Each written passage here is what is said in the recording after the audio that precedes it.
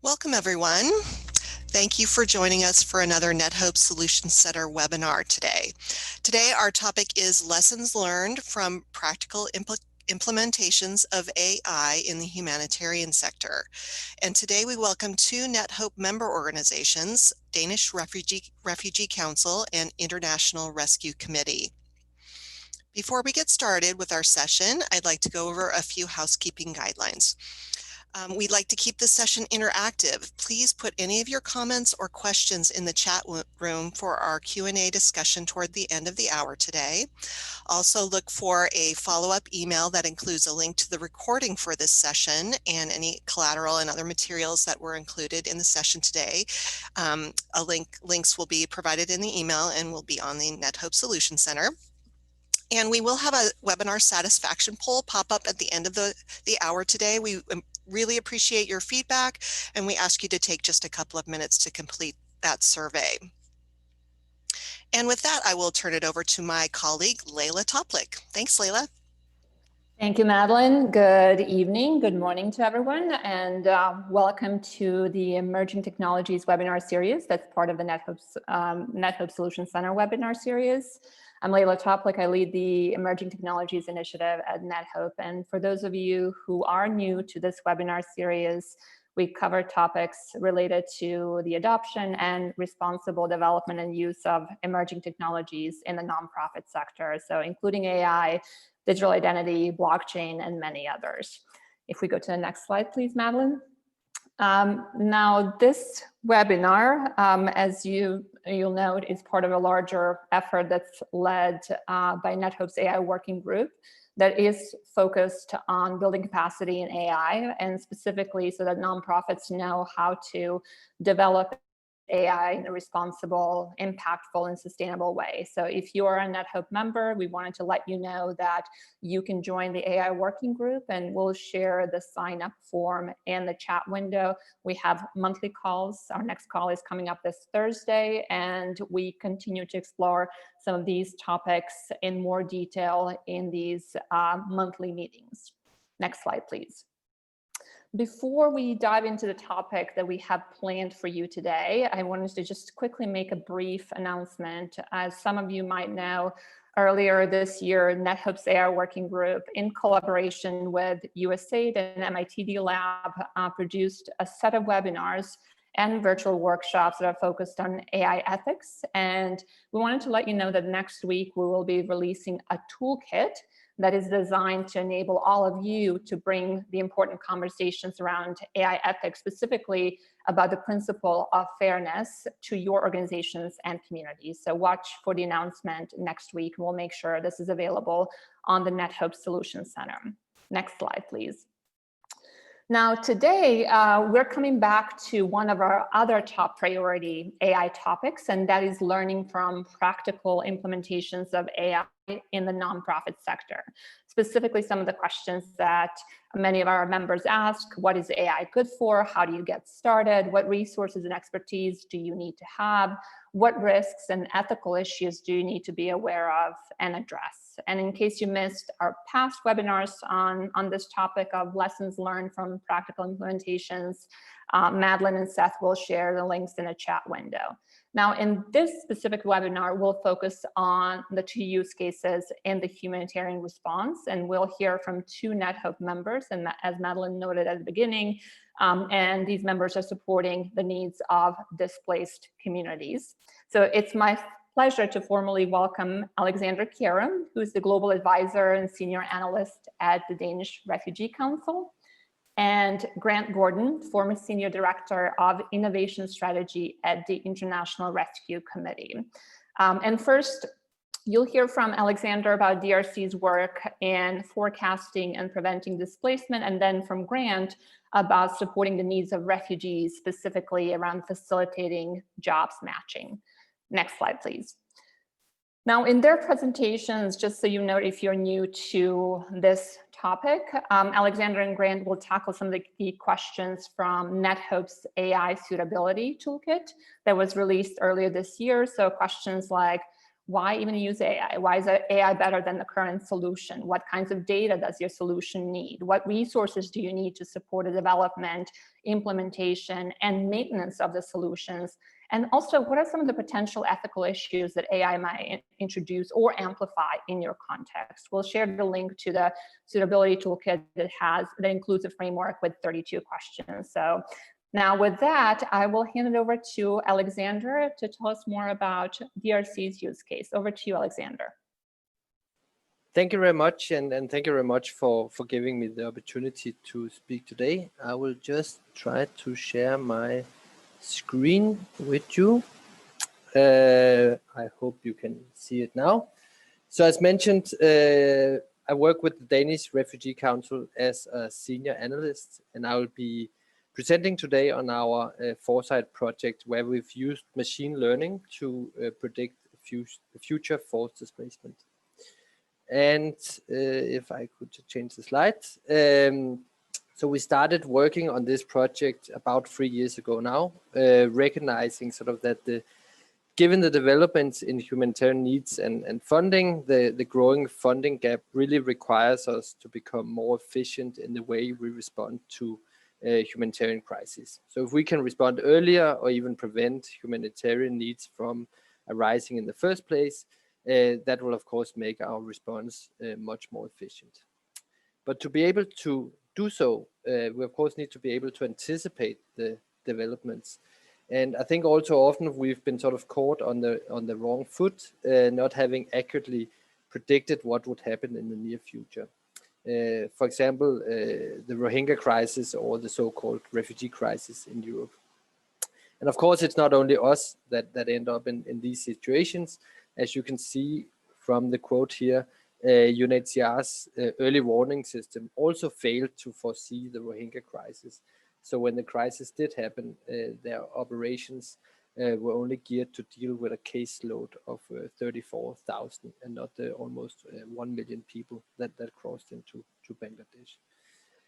And so, yeah, sorry, just going back and forth here. So one of the reasons why the humanitarian system fails is the way that strategic planning is currently being done in the sector, where it's all too often sort of more solely based on sort of expert subject matter opinions, without necessarily including a lot of data or advanced analytics into the processes.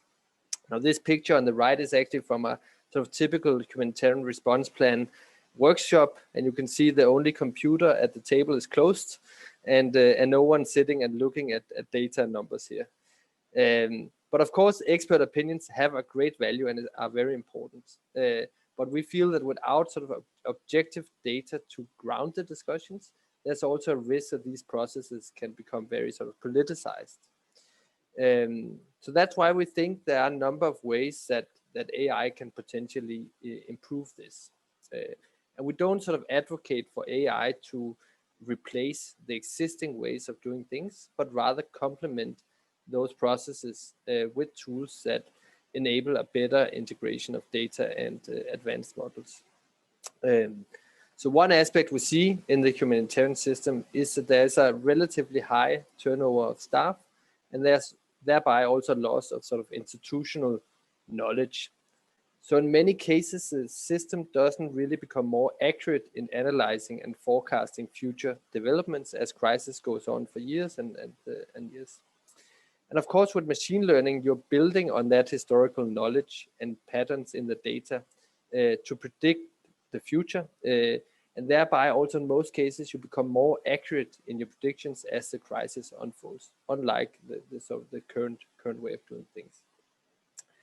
I think the other aspect we're seeing is also that the current way that we're planning and making planning figures in the humanitarian sector, there is a very strong bias towards underestimating the level of future displacement. So in the plans that we have analyzed, actually in 80% of the cases, there was an underestimation of how many would be displaced the following year. And of course, we would tend to think that being underprepared is worse than being overprepared. And we also see that the model we have developed suffers to a lesser extent from this bias.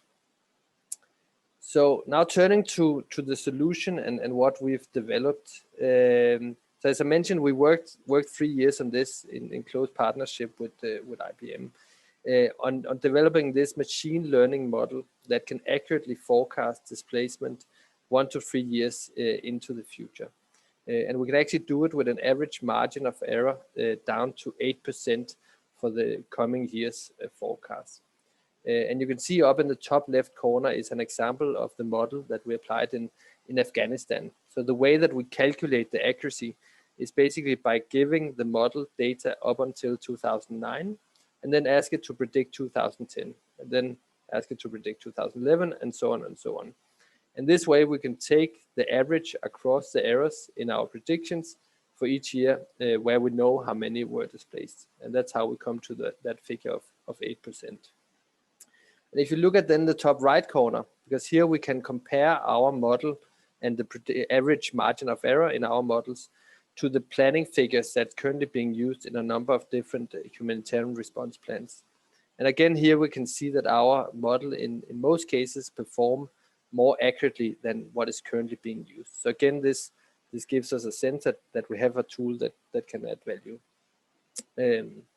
And as we envision using this tool also for scenario building exercises, we further developed sort of a Bayesian network analysis. It's a little bit difficult to see down in the left corner, but it looks at a subset of 15 key drivers of displacement, and thereby sort of informs the scenario building exercises by giving the users a detailed understanding of that complex network that drives the risk of displacement, and also what the interdependencies are between these different drivers.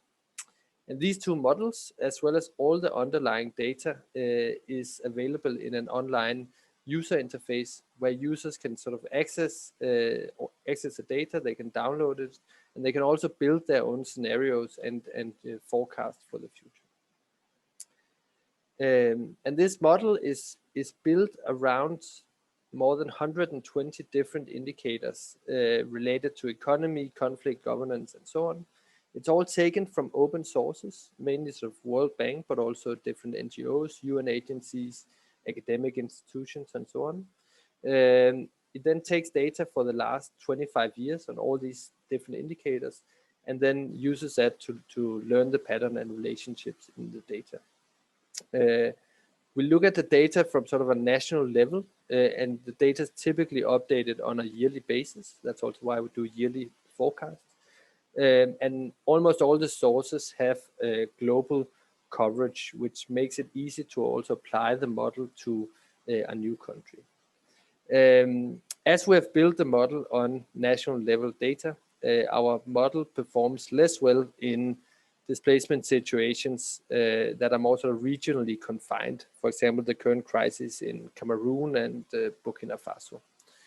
And we're therefore also looking to include more sort of sub-national data, but also recognize that the availability of this data is actually fairly limited. So we're seeing how and exploring whether there's an opportunity to use satellite imagery to cover some of these data gaps that we're seeing at a sub-national level. And as I mentioned, this model and the work was developed over 3 years in close collaboration with IBM in a sort of a pro bono partnership. And they provided sort of a lot of the modeling and IT infrastructure expertise that we've worked on. And we then sort of provided the expertise, of course, on forced displacement, the relevant indicators, and what data to look for. And sort of the major focus of our work now is sort of more on the non-technical aspects. So it's really on sort of training staff, capacity building staff on how to use the model for strategic planning, as well as engaging with external stakeholders to make sure that the model sort of not only informs our work, but is also used in sort of relevant processes in the wider humanitarian system. And then as sort of a point I'll spend a little bit more time on is then sort of the issues of sort of ethics and potential biases in these models, because of course this is something we're very concerned about and pay a lot of attention to. And actually our model has been through a sort of a peer review process organized by OCHA to assess both its sort of technical, operational, and ethical aspects. And I would say there were no major concerns raised in that review. So I think that's sort of a good starting point at least. But I will try to sort of highlight some things that at least could potentially create biases in the model. And I would say I see sort of two main sources for potential biases. One is sort of in the design of the model, and then of course in the data that goes into it. So I've already mentioned that the design and approach gives this sort of slight sort of conservative bias and there's a tendency to sort of underestimate displacement, albeit not to the same extent as what is currently being used in the sector. But there's also a challenge in the design in the way that we've used a sort of more generic model, which again, it makes it easy to apply and add new countries to the model. And it focuses on your typical drivers of displacement, so it will likely work well in most cases. But of course, it will work better in situations that follow sort of a common logic in that displacement, sort of something similar to what we see other places. While it will perform less well or sort of be biased against, sort of you could say, more uncommon or untypical types of displacement dynamics. And a related issue to this is that the model has sort of largely been designed in the headquarters in Copenhagen with subject matter experts, and we haven't done so much up until now in terms of actually sort of ground truthing the models in the specific context where we are working. And when it comes then to the data biases, there are also, of course, some issues here that's worth exploring. Again, as I mentioned, we build on the national level aggregate data, and therefore it performs less well in regionally confined displacement situations. You could sort of extend this and maybe also hypothesize that it probably will also work less well in forecasting displacement that's related to sort of smaller minority groups, again, because their visibility in national level data is more limited. Then there's an issue sort of with media coverage. Some of our data, especially on conflict, which of course is an important indicator, relies on media coverage and media news articles and so on. So again, this introduces a bias towards more open, accessible conflict or displacement situations. Whereas if countries put in place a media blackout or repress media and so on, the data will be less accessible and less credible, and therefore our model will also perform less well. And then the last point is that we try to sort of build a model around sort of reliable, common used indicators and data sources. But there can of course still be issues with these data that we are not necessarily aware of. We haven't gone through all 120 and analyzed exactly how they are developed. So I, for example, just stumbled upon a book a couple of weeks ago, which highlighted sort of that GDP data, that we all use. It doesn't include informal sort of unpaid domestic and care work. And the value of this can be upwards 80% of GDP in low income countries. And most of this is done by women. So there is a gender bias in the economic data that we use in our model. And I think most of us use sort of regularly. And of course, all these different things raises concerns, but there are also some ethical concerns coming from potential sort of use of the model. So I think one issue we see is that if it becomes a sort of sole source of decision making, it could potentially be used for then diverting funding to, you could say, predictable crisis rather than more unpredictable or uncommon crisis, which would be a concern. Another concern is sort of a risk of disengagement.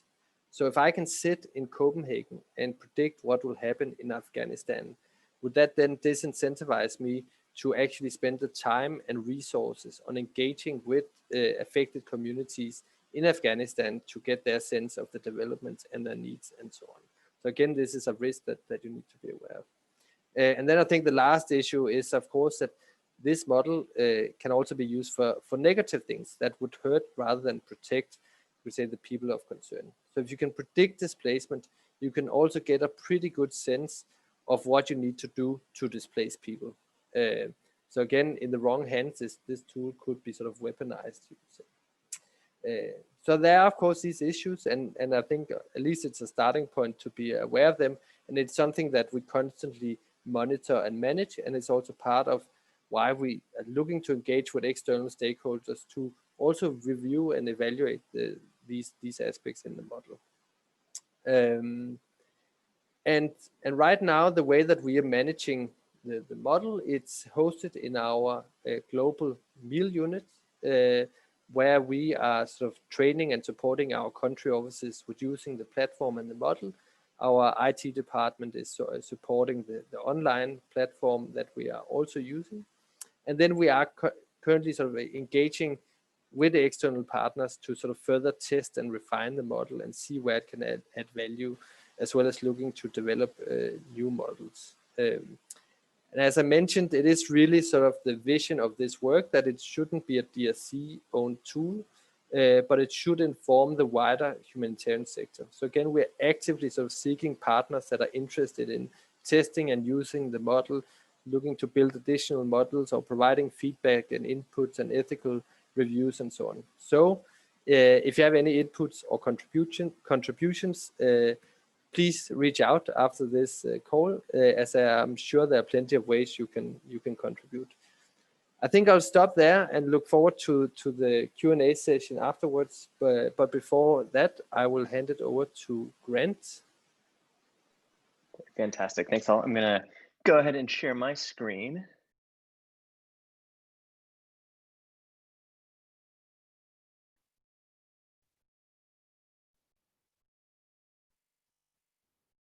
And everybody should be seeing it now, but holler if you cannot.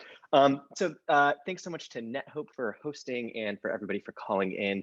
I'm Grant Gordon. I am the former Senior Director of Innovation Strategy at the IRC, and we'll be talking about a project that we ran at the Airbelt Impact Lab, which is the IRC's in-house R&D unit, tasked with designing, testing, and scaling new product services and service delivery mechanisms that used artificial intelligence to improve client outcomes. And so this was a collaboration between professors and faculty at the University of Oxford, Warwick, and IRC staff that essentially used adaptive machine learning algorithms to improve service delivery in the context. Yes. Sorry to interrupt you. We're actually seeing the presenter view. If you're seeing the presenter view. Screen, that's no that good. Would be helpful, because I know you have a lot of valuable information to share. Thanks for that heads up. How's that now? It's great. Okay, fantastic. Thanks for that feedback. And so I'm going to be telling you about a machine learning application in the context of an employment program that we ran in Jordan. And to set the scene for a second before hopping into the machine learning component of this, as many people here know, an estimated 700,000 to 1.3 million Syrian refugees have been displaced into Jordan, the vast majority of which live under the national poverty line. And in 2016, the Jordanian government and international community came together to reaffirm their commitment to generating employment at scale for Syrian refugees, and provided about 200,000 work permits for refugees in exchange for concessional financing.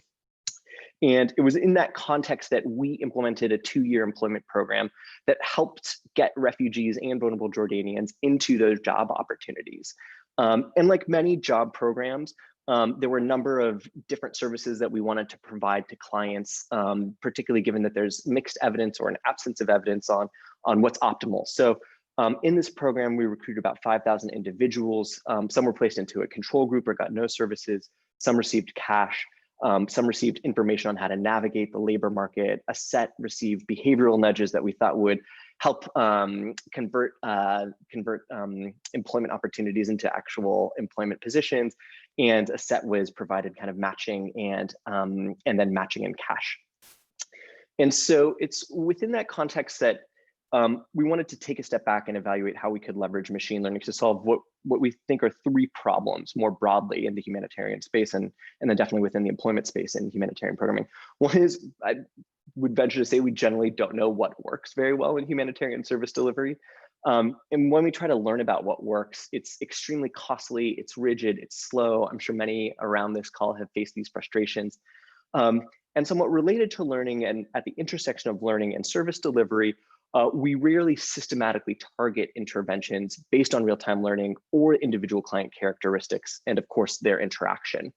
So just to say like a bit more on what practice looks like today, in the humanitarian sector right now, there's only about 130 randomized controlled trials on what works compared to kind of the development space. Where there's multiple thousands. There's a real absence of evidence.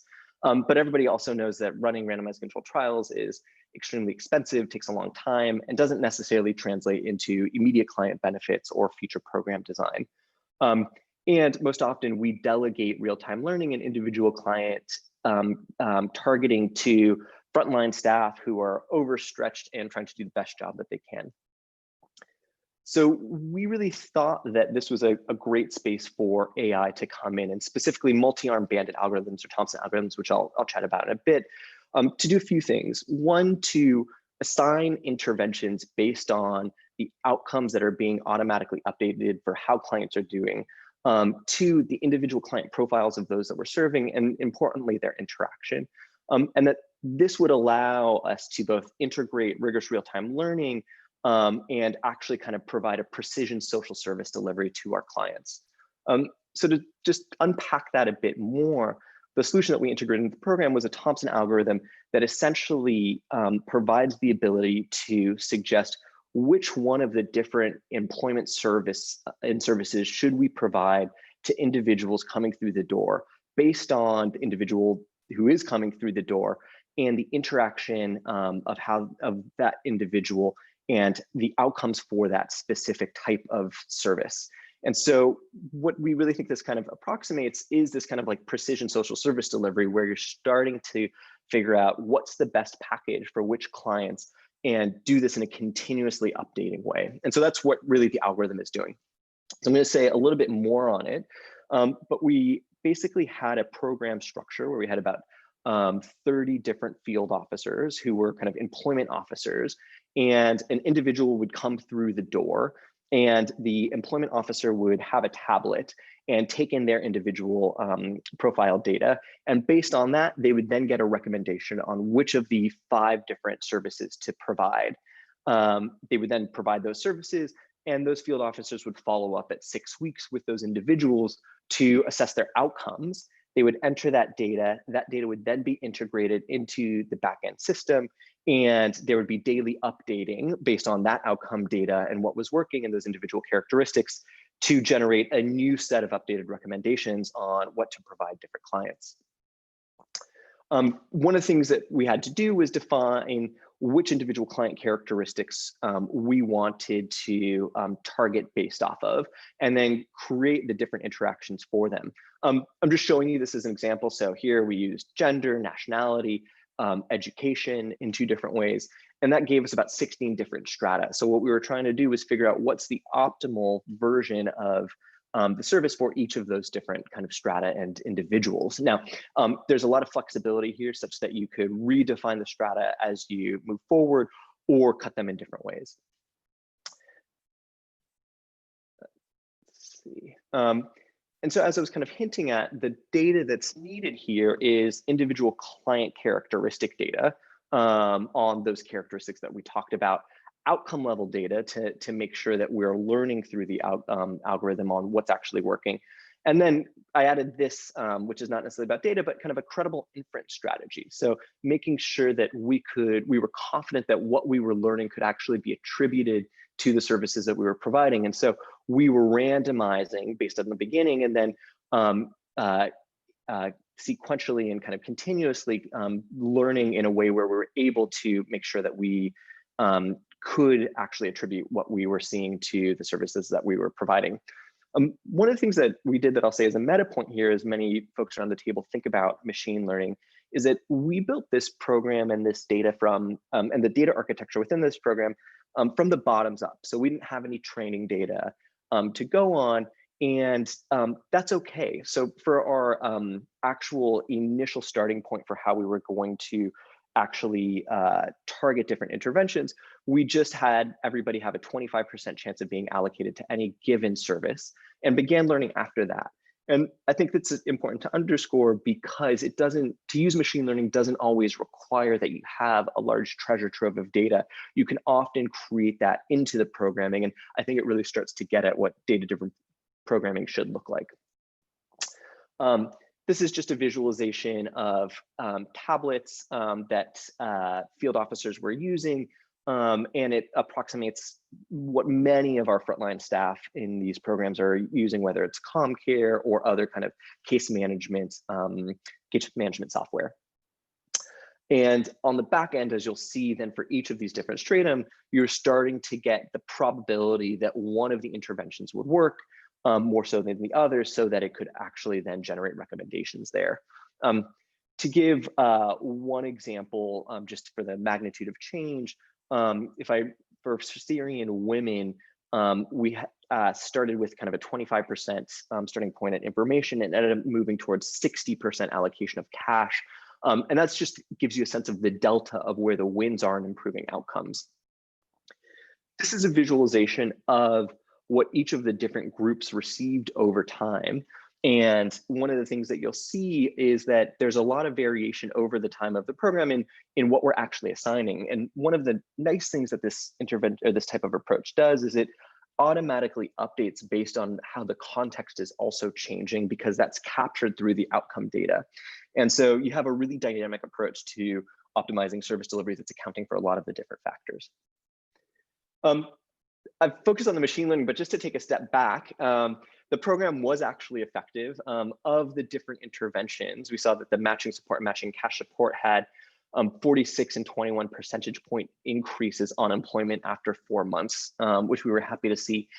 And the program did not only just translate into employment outcomes, it also translated into increased wages, particularly amongst Syrian refugees. So those two interventions that we saw were particularly impactful, raised wages by about 127%, 153 percentage points. But take a step back, this was all about kind of the Thompson algorithm and this different type of targeting. And what we were able to see is that we were able to increase generally across most of the outcomes and get gains of about 20% from using this type of algorithm to optimize service delivery. So we saw a large set of gains there that we were really happy and think really evidence the impact of using these types of algorithms. So to tell you a little bit more about kind of what we needed and what we used, we had academic partners, as I mentioned, from Oxford and Warwick, who helped us design the algorithms and helped us design the study. We then in-housed a data scientist and a research specialist within the program that were overseeing the algorithm backend and front end and helping integrate. And so we did actually bring in kind of data savvy staff into the program and built that in from the beginning. And we used kind of essentially off-the-shelf tools for the UX interface for field officers using CommCare. And then we created an original backend that the data scientists built to integrate the Thompson algorithm into that front end. And then of course, on the non-technical side, we had the usual cadre of program delivery staff who were supporting us in this. On potential biases and ethical considerations, I'll call it a few that we were particularly concerned with here. One is the trade-off between maximizing welfare and actual estimator precision. And so you could imagine that as you're learning, your estimates are getting more precise, but during that time, you're actually not maximizing the welfare of clients. And so we really wanted to make sure that we were weighting the parameters to protect vulnerable groups as we were unsure of this, and really trying to focus on the right kind of time window of time for learning. A second point is, kind of the do no harms principle in humanitarian service delivery. And what we thought of and integrated across a number of our programs is our stopping triggers in case any harms were created. So we had a complaint system for the program, like many programs have, and we didn't think that any of that was particularly unique here, but wanted to just call that out. Another piece is machine learning and these types of algorithms exist within organizational structures and incentives. And so one thing that we were concerned about was whether our frontline field staff would start actually delivering specific types of services because they thought it was working well, rather than what they're recommending to specific groups, rather than kind of ensuring that we're providing services to everybody. And so one way to solve that is to provide kind of group level floors for different groups. One thing that I'll say as I think a lot about machine learning in the humanitarian sector and the kind of current conversations around ethics, which are extremely important, is that I think it's always important to compare it to the counterfactual of current practice. I often think that we ignore some of the ethical concerns around the current way we do things in the humanitarian sector, while holding machine learning to an extremely high standard. And I think it's important to compare it to counterfactual practice to just understand where there's really big disadvantages or advantages and concerns and potentially mitigating factors in using machine learning, and to make sure that we're also systematically assessing how we're doing on the ethical concerns of machine learning and our current practices. To say just a note about, I think, some of the benefits of this approach is, one, it allows for different outcomes based on the diversity of clients that we are actually serving. And I think that that's a big benefit of adaptive experimentation and kind of ethically important. A second piece, and this is more of a critique of kind of costly long-term randomized controlled trials, is that they don't tend to generate knowledge that oftentimes serves clients immediately. And this adaptive experimentation is actually improving client outcomes through the research it's doing.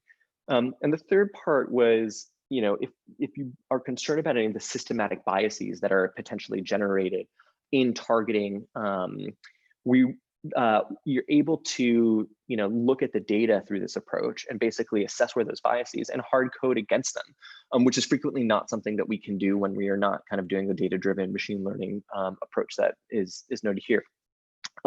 Just to call out two of the operational challenges that we ran into is, like a lot of machine learning applications that are automating processes, it reduced frontline autonomy. And so, this was a recommender system based saying, frontline staff should give this service to this person. And that's based on the outcomes that we have, and it reduces that frontline autonomy. Hopefully, there's more advantage to using that systematic data, but it does reduce that autonomy. And the second major challenge is that, you may be more familiar with these applications in kind of like website experimentation, where it's essentially costless to kind of go through many, many iterations of what like a website looks like, or what, a high-paced experiment looks like. But when you're actually doing service delivery, it requires a lot of operational and budgetary flexibility that it can be frequently challenging with, public sector donors in particular, but just operations more broadly. We're right now looking to integrate this into IRC programming. We're working with both the government of Jordan and donors to scale this through their programs. And we're thrilled that you're all here because we'd love to support you and any of the organizations that you work with in exploring whether this may be the right solution for you. I'll wrap with just kind of a few reflections on the values of machine learning and how I kind of think about this application of them. I think at the core, this established a systematic, rigorous way of targeting interventions at the individual level to maximize impact. And I hope that we've convinced you that there are major gains here. And secondly, as we all think about what adaptive management looks like and adaptive program delivery looks like, this is a way of doing that in a systematic, rigorous, data-driven way using machine learning. And so I think those are the real wins. When I think about the broader value add of AI in humanitarian response, I often personally think about it in three categories. One, and this is what Alexander was speaking to, the ability to identify and predict crises and their evolution. So just knowing what's happening. The second is enhancing either the effectiveness or efficiency of current response, which I think this is an example of. And the third is transforming what we deliver through fundamentally new products and services. So using AI to actually create new interventions themselves. I think that the sector is making progress on the first, and I think there's real wins there. I think there's a huge amount of wins on the second. The vast majority of the humanitarian budget is allocated to service delivery. And so transforming how we deliver services is incredibly important to improving outcomes for the individuals we're serving. When I think about machine learning and what this application required, as well as what just kind of generally integrating these successfully into organizations looks like, I think it entails identifying the types of decisions that machine learning can impact, investing in the data, but as I noted here, not being scared away by the lack of data, and then investing in the capabilities of partnerships for machine learning. And then really importantly, assessing the impact of machine learning applications relative to current practice. And I mentioned this in an ethical way, but I also think it's important to do this in from a perspective of impact for clients, because until the machine learning community and data science community in the humanitarian space evidences the value add in really rigorous ways, I think it will always be up for debate about the promise. And so those are just a few of my final reflections on machine learning and AI in the humanitarian sector. So thanks for the time and looking forward to answering questions. I will stop sharing my screen now and pass back. Great, thank you, Grant, and thank you, Alexander, for excellent presentations. You packed a lot of information into very short presentations. One of the things that we'll be sharing in the chat window is the links to additional resources, including white papers. And also, we're sharing with you, just realizing that we're going to run out of time to answer everybody's questions. So we're going to share with you contact information in case you would like to follow up with either DRC or IRC. And we have 2 contacts for the IRC for you to connect and learn more about their work. So what we'll do next is I've picked a few of the questions both for Alexander and Grant, and then there's one question that is relevant to both of them, and actually many on this call. So we'll leave that for the end. So we'll start with questions for Alexander. There's a question related to scope, and if you can just clarify, is the model country specific or is it learned jointly for multiple countries? Yeah, so I think this is that's a very good question. Right now, the model is sort of country specific and only, you could say, learning based off the data for that specific country. But obviously, we also know that displacement doesn't happen in a sort of a vacuum within borders, but is also affected by what's happening in regions and neighboring countries and so on. So it is something that we are looking to explore in terms of how we can factor in how the developments in neighboring countries also impact on these forecasts. Great, thank you, Alexander. Grant, I'll ask you the next question, and combining actually several questions from Kate and Amy related to training data specifically. Can you speak a bit more to the benefits as well as challenges and risks of not building a particular AI or machine learning intervention on training data? Does this minimize bias in algorithms, and what are the implications of not using training data for the creation of these types of interventions? And then Amy, following up on Kate's question, how much data did you need before you were confident in the results you were seeing, and how long did that take? Those are all great questions. So I'll try to answer most of those aspects, and please let me know if it didn't.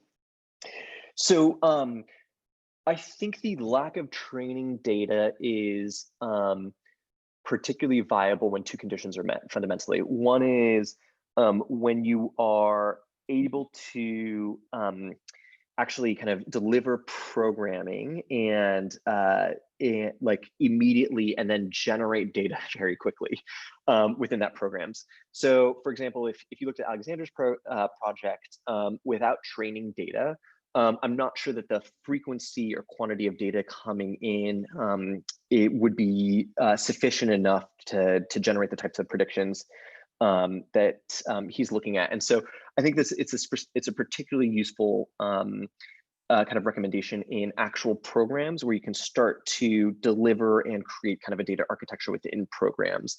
And so I think that's the kind of broad conditions. It's kind of another side of this question, though, was kind of what are the biases that were generated here. And one thing that I was saying is that we essentially kind of used an equal probability that any individual would receive a specific intervention, and that may seem kind of agnostic on hand, but that's also kind of loaded with specific, like, the bias that hopefully that there's kind of an equal probability that this will do well by people. And what we saw over time was that itself was wrong. The crucial part for us was designing the algorithm, and this responds to kind of another question, to be flexible enough that it would update and adapt quickly enough to reshape those reshape those starting points.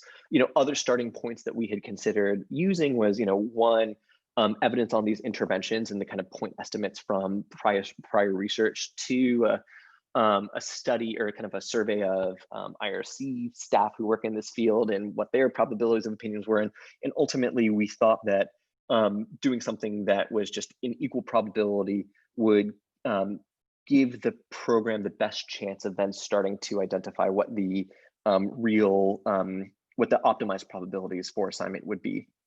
One thing embedded in here that's kind of a critique of this, and that's really hard, is that what we were doing was optimizing on 6-week employment outcomes. So as I was noting, a field officer would call a client 6 weeks afterwards and identify what happened. We were pretty lucky that that tended to correlate well with employment at 4 months and some of the other outcomes that we cared about. But you can imagine for some of the programs that we care about, there's not easy proxies or easy variables that you can capture in a short period of time to learn from. And those are really hard contexts.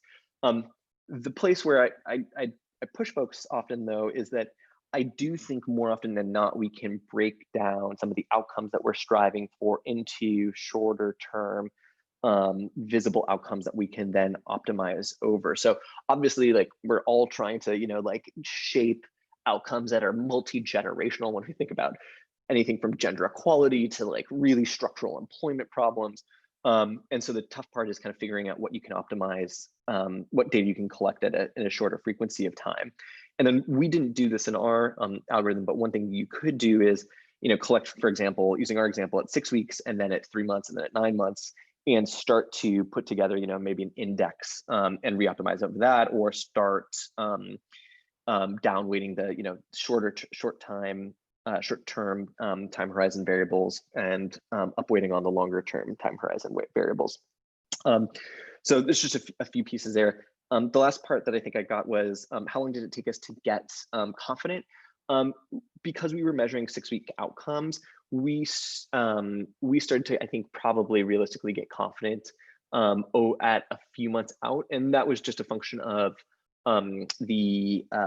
just when we thought we had statistical power to make the type of inferences that we did. The algorithm, though, updated based on what it was learning immediately before we had a ton of confidence. We just were much more weak in the extent to which we updated that prior. Great, thank you, Grant. Kate and Amy, if you have any follow-up questions related to data, feel free to reach out to Grant. Alexander, there is actually a set of questions related to data for you too, and you're welcome to also comment on this question around training data and using training data. 2 questions. One is from Jean-Baptiste, the other one from Jeremy. One is around, do you also include qualitative data in your analysis, any text analytics and NLP? Also, any considerations of weather issues like drought, flooding potential forecast? Yes, thank you for those good questions. So on the data side, we do have data on weather aspects as well and the environment. I would say some of the data that we have there may be not so good, and it's an area where we're looking to optimize and also better understand the links between, for example, drought and displacement.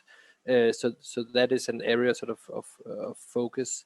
We don't include sort of qualitative data or natural language processing and text analysis and so on for now in the model. But you could say we do inform the model in the scenario building with more sort of qualitative analysis of the situations. So that you could say is a way of putting the more qualitative and expert opinion data into the modeling and forecasting. And then on sort of the broad question about training data and what the opportunities are and so on, exactly as Grant pointed out, because we basically use 25 years of historical data, so it's a little bit difficult for our 1-year, 2-year projects to be able to generate data that we could potentially use for modeling. And actually some of the initial models we tried to build was, and the reason why we ventured into this was because we as DSC gather a lot of data all the time, and it was really to see could we put that data to better use than we do now. And then we took one of our most systematic data collection projects and so tried to sort of build a model around that. And actually it turned out we couldn't really use that data because it simply wasn't gathered systematically enough to be able to inform these models. So it is definitely a challenge, but it is also something we're now trying to work with our country offices on, seeing how can we also with other models, try to take that thinking into our projects and the work that we do in terms of gathering data that you could potentially after a few years start to use for these more advanced models. Thanks, Alexander.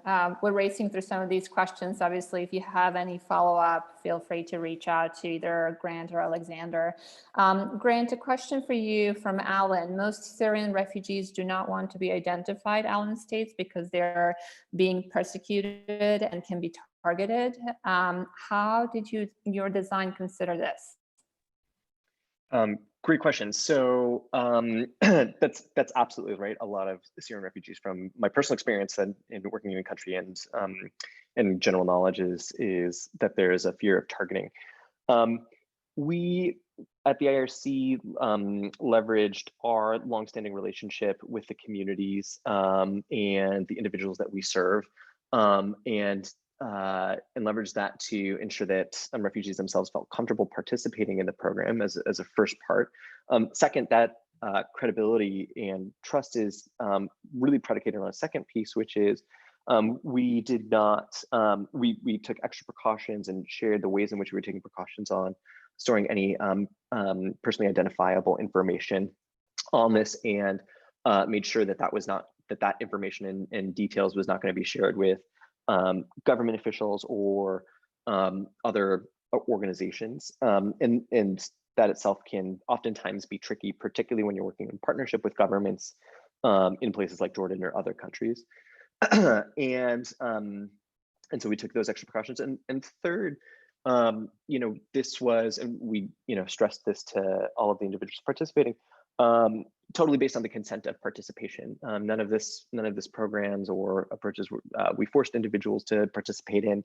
And I think it's just important. I think we all know that we do that all the time, but I think it's just important to highlight that because it is really crucial.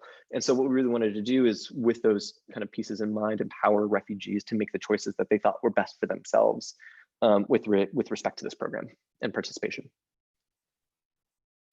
Thank you for addressing this question. Of course, we can spend the whole webinar in the next 60 minutes talking about the ethical considerations. You've addressed some of them up front, and we can certainly follow up on any additional questions related to that.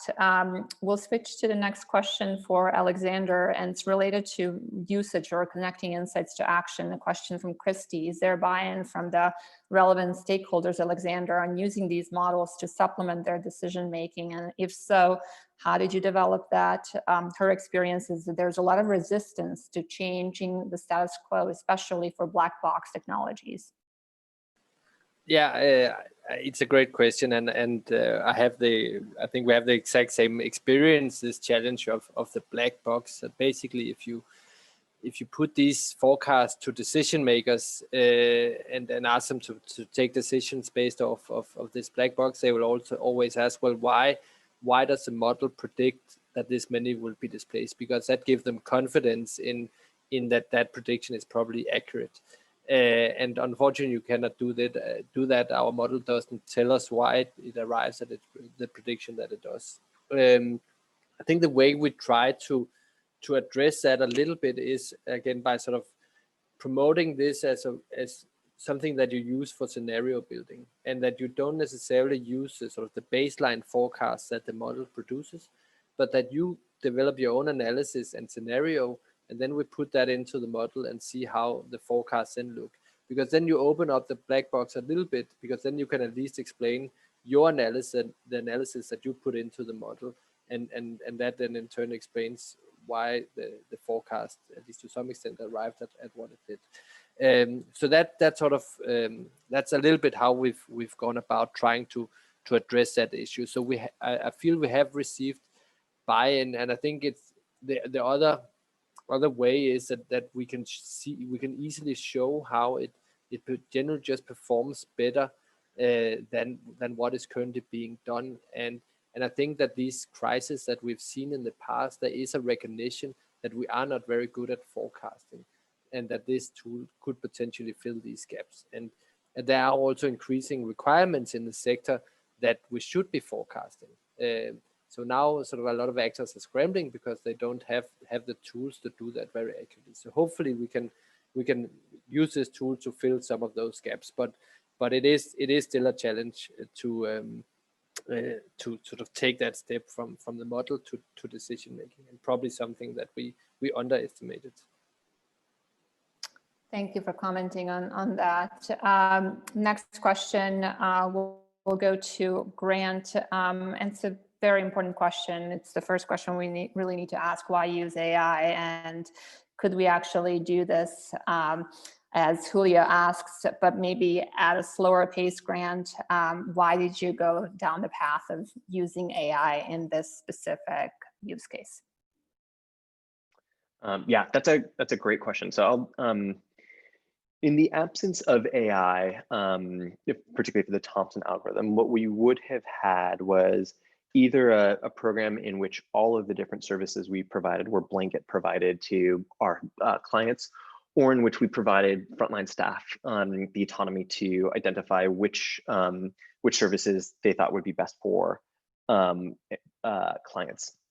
And I hope that one of the things that we wanted to do was make sure that we were actually assessing the impact of the machine learning approach relative to what that approach would have been. And the slide that I had kind of presented, that we essentially saw 20% gains in using this type of data and this type of approach. And this gets back to a little bit of the framework that I was kind of identifying in my last slide. I think one area where machine learning is particularly powerful, when thought out well, when thought out ethically, when complementing human judgment, is when we start to automate processes that we've normally done. And this gets a little bit, this touches a bit on kind of the ethical conversation that I've been seeing in the chat too, which is a really productive, useful conversation to have, which is, I think, frequently when we think about machine learning, we are not thinking about the ethical considerations of what happens, what our current practices are when we're not using these approaches. And so, and I think the kind of history of humanitarian intervention and humanitarian service delivery has shown this. So, two examples that frequently come to mind is when we're not actually using data and we're then not using the machine learning algorithms that can kind of optimize within that, we often have negative impacts or no impact. So, for anybody who is around during the community-driven reconstruction era in humanitarian response, billions upon billions of dollars were spent, and evidence showed that it had no impact in many places and actually increased violence within many of the communities. Food aid has been shown to increase both the severity and duration of civil wars. So I frequently think that we take for granted that the humanitarian services we're delivering themselves are kind of unequivocally good in the impacts that they're having. And I think that it requires the type of research and data to actually illuminate what's happening there. And then hopefully, once we start building out those architectures, we can then start leveraging the advantages of machine learning to say, what can we do better? And specifically within the Thompson algorithm, this allowed us to say, we may not know what works. We're actually not gonna have any of our personal behavioral biases shaping what we think works, but we're gonna actually let the outcomes on the data for different individuals tell us what works, and then change our service delivery accordingly. And so I actually think that there's kind of an ethical call to being systematic and in the type of way that the data and machine learning can provide the type of discipline. Thank you, Grant. And we're actually, unfortunately, running out of time to answer so many excellent questions in the chat window. So hopefully all of you will get a chance to follow up with Alexander and Grant. Also, do share this recording with your organizations, and do follow up with any specific topics or questions related to AI that you'd like to explore in more detail. For those of you who are interested in AI ethics, we have webinar series focused on AI ethics that we recorded earlier this year. We're releasing a toolkit that's specifically focused on bias and achieving the principle of fairness, and that's coming out next week. So do take a look at that and let us know what else we can provide to help the sector with responsible and impactful and sustainable use of AI. With that, huge thanks to Grant and Alexander, and thank you all for joining us and for asking so many excellent questions. Over to you, Madeline. Thank you, Layla, and thanks to Alexander and Grant for a great presentation, and to our audience for a really interactive session. Great questions. Thank you so much. We ask you to please take a moment to complete our webinar satisfaction survey. The link should be in the chat window and will pop up in a window on your computer after you close out the Zoom session, and look for that follow-up email that will include the link to the recording and other information about the session. I'm Madeline No with NetHope, and we wish you a great rest of your day. Thank you.